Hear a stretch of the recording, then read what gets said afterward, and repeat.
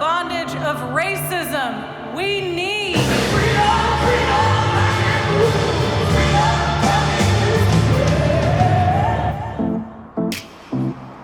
I'm at Grace Cathedral in San Francisco, California. Hundreds of folks are gonna come here to witness the Beyoncé Mass, bringing together secular music and a religious message to tell a story of empowerment for particularly women of color, but for anyone who happens to sing praises to the goddess herself, Beyoncé. Here we go.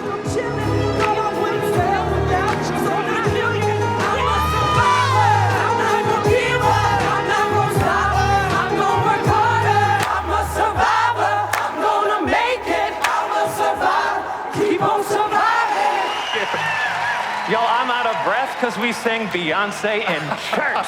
Holy cow. We do have a community that is youthful and loving and looks to the world as a partner, not an enemy. So if that's new to you, I hope it's good news. God actually loves you. What can you tell me about the progressive nature of Grace Cathedral? I think a lot of the people who show up tonight are people of color, LGBT people, people on whom other people's narratives have been projected. And I mean, just to be honest, the church hasn't been the best about lifting up those voices. It really began as us saying, how can we actually be the people of God that we hope to be in the world? And Beyoncé is the perfect passage to get that message out there. Honestly, I think Beyoncé is a better theologian than many of the pastors and priests in our church today. That is not an exaggeration. According to a recent Gallup poll, Catholic church attendance has gone down nearly 40% since the 1950s. But tonight's Beyoncé Mass is set to draw crowds in the hundreds. And though I don't consider Beyoncé to be a religious symbol, like some of her most ardent fans, there's no denying her strong use of religious symbolism throughout her music and performances, paying homage to everything from female African deities, the Last Supper, Black Madonna, and the Virgin Mary herself. I spoke with Reverend Yolanda Norton, Beyoncé fan and organizer of the event, to find out where the idea came from to mix Beyoncé with the Bible.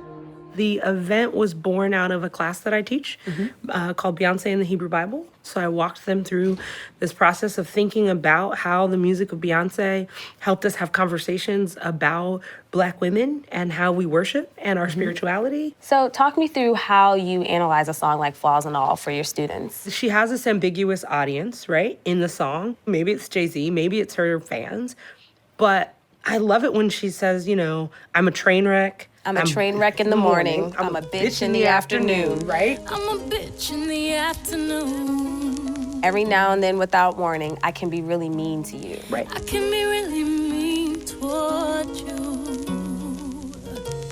So what we do in the worship service is we make that about a conversation that we would have with God. So if you imagine that as a prayer to God, how many... I don't know why you love me. And that's why I love you, right? I neglect you when I'm working. Yep, we all do that, right? So it's really about naming Black female spirituality is embodied in that song. The Lord be with you. Also with you. Lift up your hearts. Lift them up to the Lord. We live in a world where a mostly male church debates whether or not women should be ordained. But Jesus chose Mary of Nazareth, a woman of color, and another woman of color, Mary of Magdala, to be the prophet of the resurrection. So what is very clear to me is that God is a lot more comfortable and trusting his power and authority to women of color than the church is.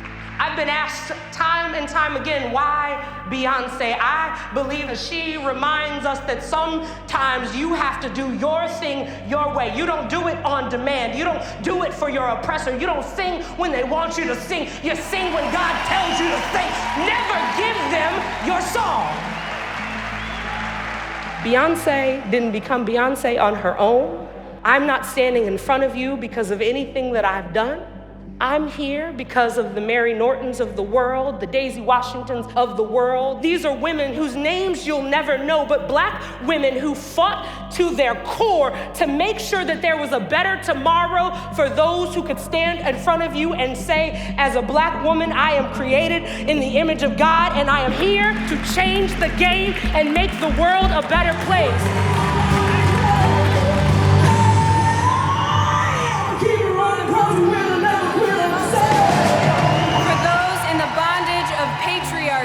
We need I'm unapologetically a minister of the gospel. I am unapologetically a biblical scholar. And I am unapologetically a Beyoncé fan. And I don't feel like I need to apologize for any of those things. I think that Yolanda's sermon of knowing when to hold on to the hands that are next to you and stand tall and to not give up, those are messages that are not exclusive to just a woman of color experience. Those messages are necessary for everyone, and to use Beyoncé and her music as a platform to bring people into the church to hear the message was truly, truly powerful. I am a keeper on the puzzle.